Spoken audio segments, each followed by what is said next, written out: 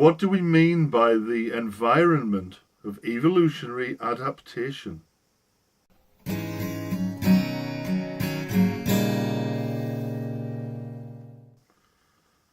The acronym EEA stands for the Environment of Evolutionary Adaptation, or adaptiveness, otherwise known as the evolutionary environment or the ancestral environment.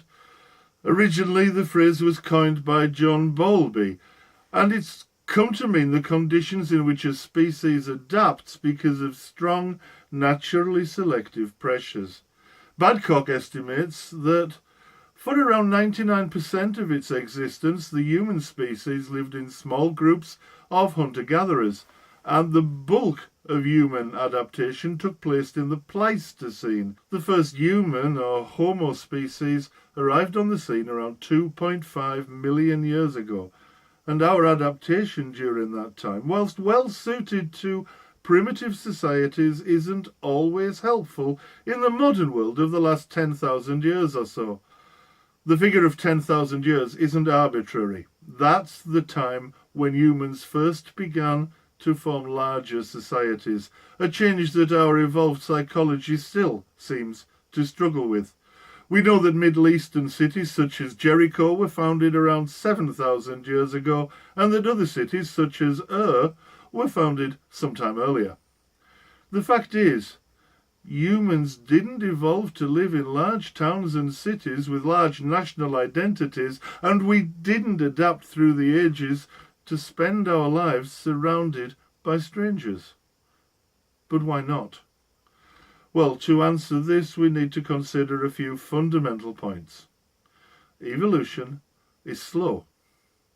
Evolution occurs on islands, and evolution isn't concerned with individual comfort unless it aids procreation.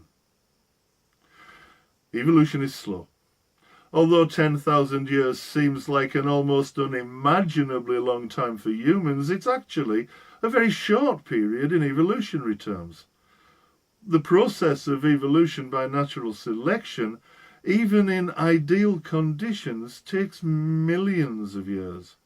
For example, a recent article estimates that the most recent common ancestor linking all the great apes lived some 11.9 million years ago.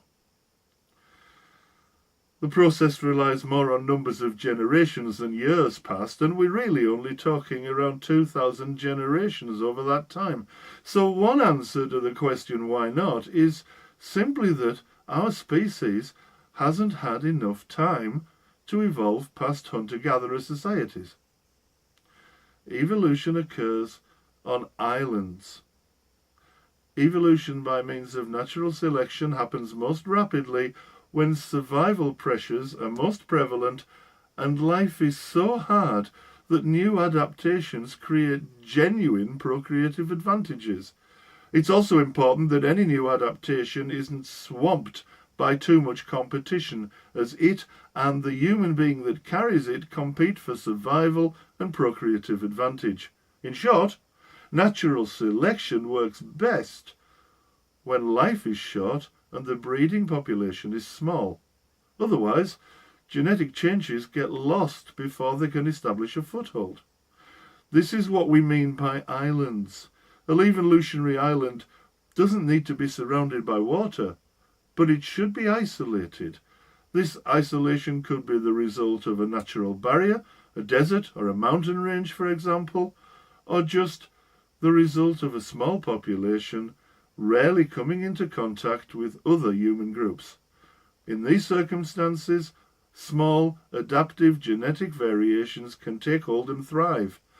In large modern industrial societies, adaptive mutations, for example keener eyesight, have much less impact on the population as a whole. My own short-sightedness is easily corrected by my glasses in modern UK, whereas in the ancestral environment of 1 million years ago it would have been a major handicap that could well have resulted in death long before I had a chance to breed. At this point, it's worth preempting one of the more superficial and, tiresome objections regularly raised by creationists. We've already covered the naturalistic fallacy, but I want to restate the point. The fact that natural selection callously lets the weakest die doesn't mean that we have to think that that's right. The ancient evolutionary environment was hard and ruthless. In one sense, that was because early humans lacked the technology we have today to make things better. Acknowledging that life was cheap back then doesn't mean we think that's how it should be. But let's be clear.